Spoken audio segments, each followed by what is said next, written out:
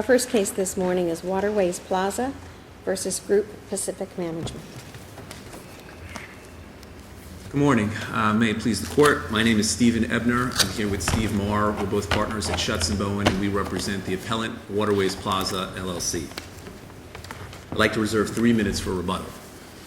Since we have limited time here this morning, I think it's important to focus on two major issues, and we'll rely on our initial brief and our reply brief for the remaining issues, obviously, unless there are questions from the court.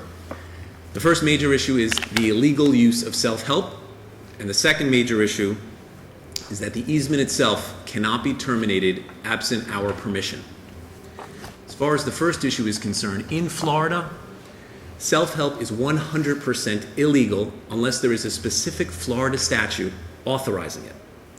You simply do not have the right to go out there and destroy someone else's property without seeking judicial intervention. Can it be conferred contractually? No, it simply cannot. Florida law is against it. In fact, in one of the cases we cite, Kane and Bultman versus Miss Sam, the fifth DCA said, and I'll quote from them, "Citizens should be able to so contract, and the right and relationships between the parties should be as provided in the agreement, with, of course, the one notable qualification that contract provisions relating to forfeiture and self-help possession or repossession violate public policy and are not enforced or recognized as valid as such in law or equity."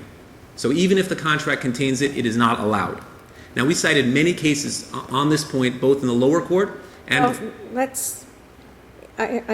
If there was an automobile or a vehicle parked on the property, and the deal was you can park that vehicle here as long as you maintain it, and I get to remove it if you don't, that looks like the kind of self-help that is prescribed. But here you had an agreement that says you can keep a sign on my property. You have to keep it in good shape, and as long as you keep it in good shape, you can keep it here. But if you don't, I get to remove it. The Second Amendment, the first modification doesn't say anything about you can't put up a new one. One of these deals says you can put up a new one, restricts the size and the height and things like that. But it says we're going to take this old one, this eyesore, off my property. You're saying that's strict. That's notwithstanding an express agreement to do that. That's not a valid agreement.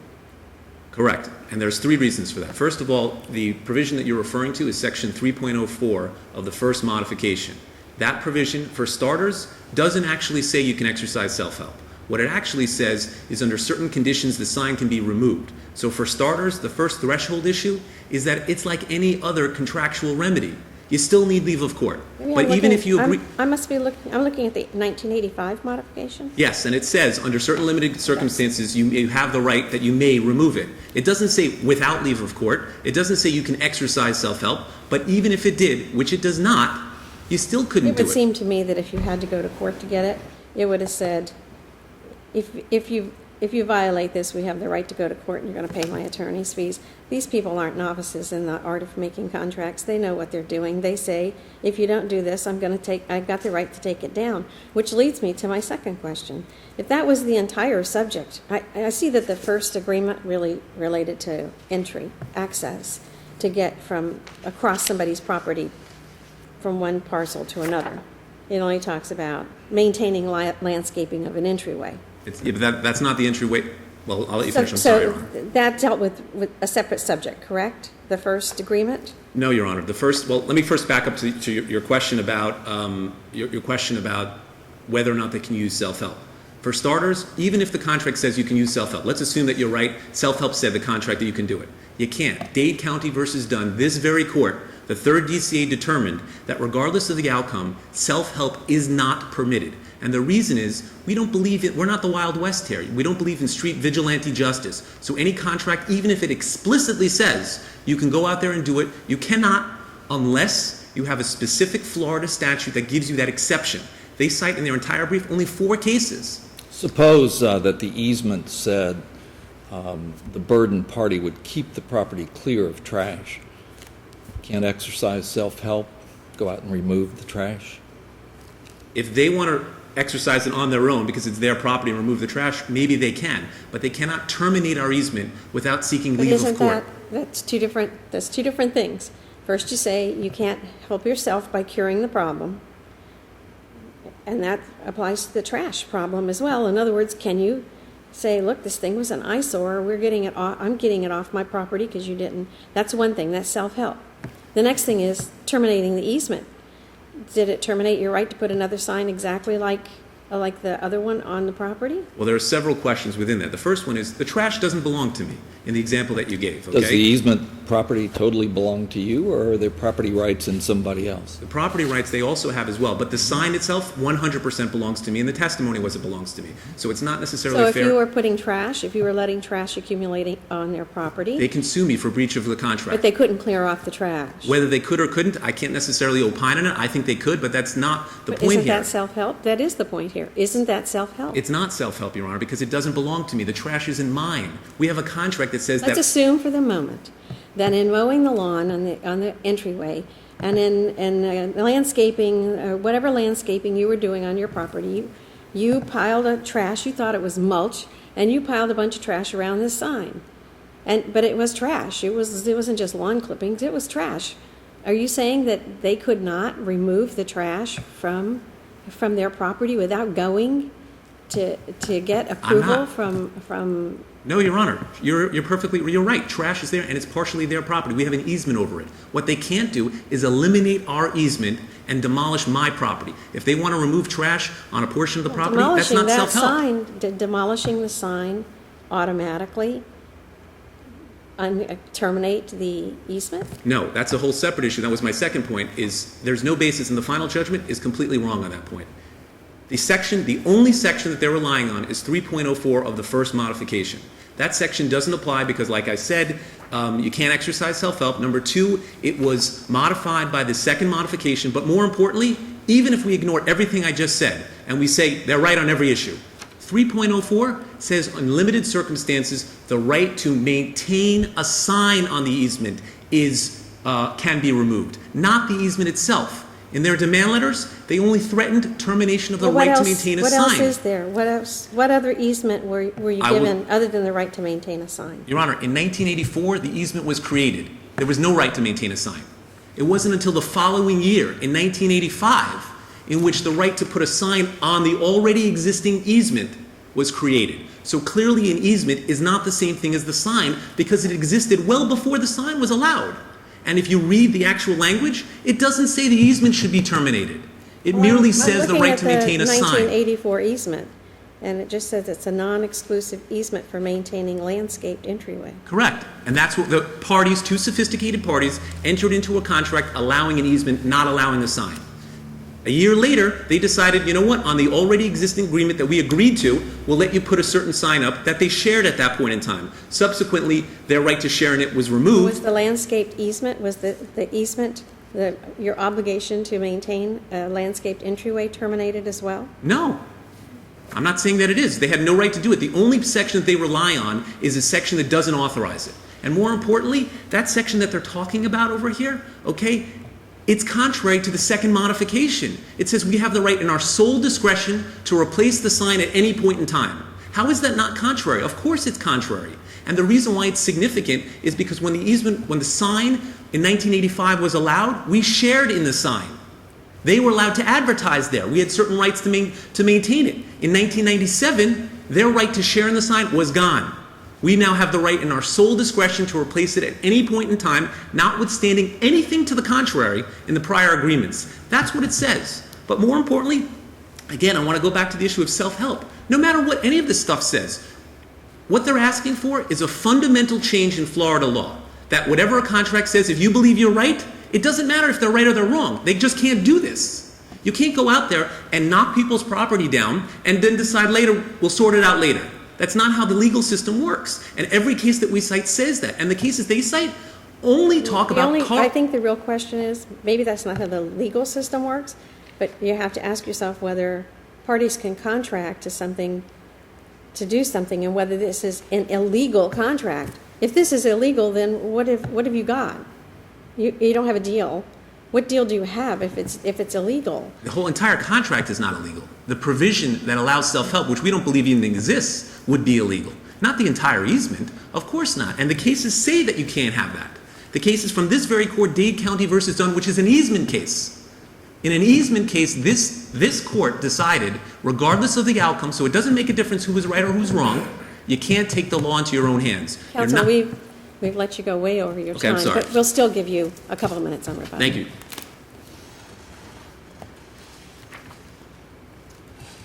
Morning, Your Honors. Dean Morandi here with Henry Wolf from Carlton Fields. So even if you can remove the sign, what gives you the right to terminate what was described as a perpetual easement? There's two answers to that. First of all, I was actually hoping that opposing counsel would answer your question, which is what is the other purpose of this easement? There's been no answer to that. In order for an easement exists for the use of a property for a particular purpose. The only viable use for this easement at the time that these events occurred was to maintain the sign. So there's no loss of rights of access, for example? That is 100% correct. All right. No loss of rights of access. As you were talking about, going back to the 1984 original agreement, it had a purpose to maintain the landscaping.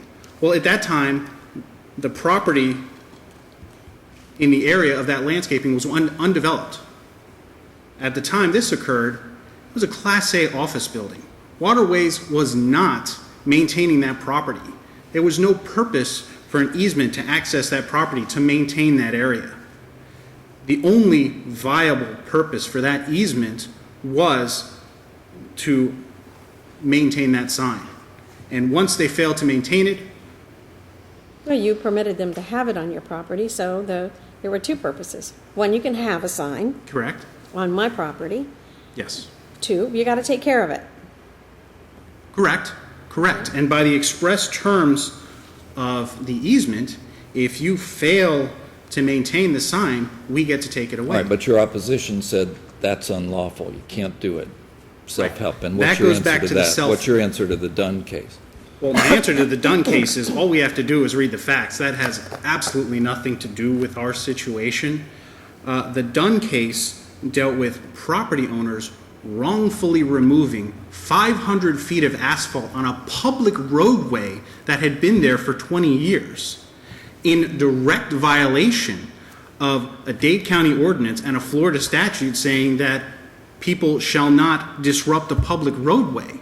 The other distinguishing factor among many is that resulted in an immediate danger to public safety. Well, they say by analogy, you didn't get a demolition permit, you just came in and exercised your self-help. They certainly say that, but the evidence shows that no permit was necessary. We're talking about a sign on private property. Well, in Dunn, was there an agreement between the parties with regard to the easement that said that, other than statutory, was there a separate contract that says I can or can't pull up the roadway? Absolutely not. I think what the property owner felt in Dunn was that the roadway encroached on their property. So they just went out there and ripped up the road. Now that's against the statute. That goes back to a bigger issue that I'd like to make clear. They're suggesting that any self-help is illegal. No contract can have anything related to self-help or it's presumptively illegal. Well, he said in It's his actually the intro, opposite. he's carving out the UCC rights, various rights that are conferred expressly by law. So he's carved that out. Right. What he's saying is that here there is no authorization in the statute. Well, it's actually the opposite. If you look at all these cases, Dunn included, Sharadsky included, Ardell included. In all the circumstances where self-help is prohibited, there's actually a statute that says that those actions are prohibited. It's the opposite. The presumption is that parties are permitted to freely contract. In Dunn, there was the Dade County Code that prohibited this conduct. In both Sharadsky and Ardell, they were wrongful eviction cases. Chapter 83 prohibited this conduct. It's the opposite of what they're arguing. Here we're talking about a situation where two sophisticated parties, I think the trial court just said it best. So I just want to quote that one part. No compelling reason exists to ignore the parties' express agreement. The parties are sophisticated commercial entities, the provision for self-help clear, and the likelihood of any threat to public health or safety absent. So not only are the parties free to contract, but even if there were some issue related to self-help, the purposes behind the public policy are to prevent an immediate danger to public safety. Nobody has ever suggested anything to that effect, and to the contrary, the court ruled to the contrary, that there was simply no issue in relation to a danger of immediate safety. The cases they rely on all had that factor. Like with the wrongful eviction cases, you can't evict somebody from a property, dispossess them of their property where they live, under this, and there's a statute directly prohibiting that. Well, it appears that the last amendment provides them with the right to erect a new sign. It does, if they so choose. So that right remains? It does not, because the right terminated by its own terms, and I think everybody agreed with that. I don't think they ever argued that they had a right to replace the sign once it was gone, once they failed to maintain it. They failed to maintain it, they were given notice, they were given quite a bit of notice, they were called multiple times, there were multiple letters, finally we removed the sign, and by the express language of the easement itself, the right to remain right to maintain the sign terminated. That's a separate termination provision. Their right to replace the sign clearly is dependent on their right to be able to display a sign. So once they breached this provision, once they failed to maintain it, and they were given notice, and once the sign was removed, the right to maintain a sign So you say was the gone. entire deal collapsed once they violated the provision with regard to the old sign, as far as signage is concerned? Yes, that's right. The only viable purpose of this easement agreement was to display a sign. And if they don't think it's important enough to maintain, and the purpose of the easement is gone, it makes perfect sense for the easement agreement to be gone. Also, one other independent point that I wanted to note was that the trial court also found that they failed to maintain insurance as they were required to do under the agreement. And finding that was a material breach also is a separate and independent ground to maintain the ruling that the easement agreement is no longer in existence. So that in itself is also another ground. So in conclusion, counsel, you would ask us to do what? I would ask you to affirm the trial court's judgment in this case. The trial court heard 3 days of testimony. I'd like to think did a very good job in putting the final judgment. Appreciate the court's time. We request that you affirm the judgment. Thank you. Counsel, we'll give you 2 minutes. Sure. Your Honor, a few things. Number one, their summary of the law is just wrong, and I rely on our brief on it. I don't have enough time to go into it. We have cited 3 DCA decisions that say it: Sharadsky, Ardell, Dade County versus Dunn. The cases that they rely are repo cases and abandoned property, and in those cases they rely on a specific Florida statute, not the other way around. Okay? And no cases does it say it must be a public danger. You can't do self-help, period. Next, the lower court, they relied on one case and one case only. They agreed that it's disfavored in the law, but the one case that the court found ignored all of my cases and all of their cases. The court on their own said, we're going to rely on the 1973 decision from our sister state of Oregon, Jewell versus Crew. And in that case, the Oregon court held that the person who has the benefit of an easement can use limited self-help over the burden property. And the reason is the burden property always has an interest in getting out of its burden. So that would mean I could get self-help, not them. But either way, Florida law is perfectly clear. You can't do it, period. The section that they're relying on, 3.04, is one section that, like I said earlier, was in fact modified by the subsequent one and is 100% illegal. That provision does not exist. It also only says that the right to maintain a sign. It doesn't terminate the easement whatsoever, so they're holding on that these are sophisticated parties. You have to hold their feet to the fire. Well, that's what it says. And they also stated that the whole purpose of the easement was for the sign. What else could it be? Well, it existed before the sign did, so they're wrong. The purpose is to maintain a landscaped entryway. That's what it says, and the sophisticated party... Is there an entryway anymore that's landscaped? It's hard to say because I wasn't there in 1984, so I don't necessarily know what the landscape looked Well, the like at the time. representation was that there's a big building now where the landscaped entryway used to be.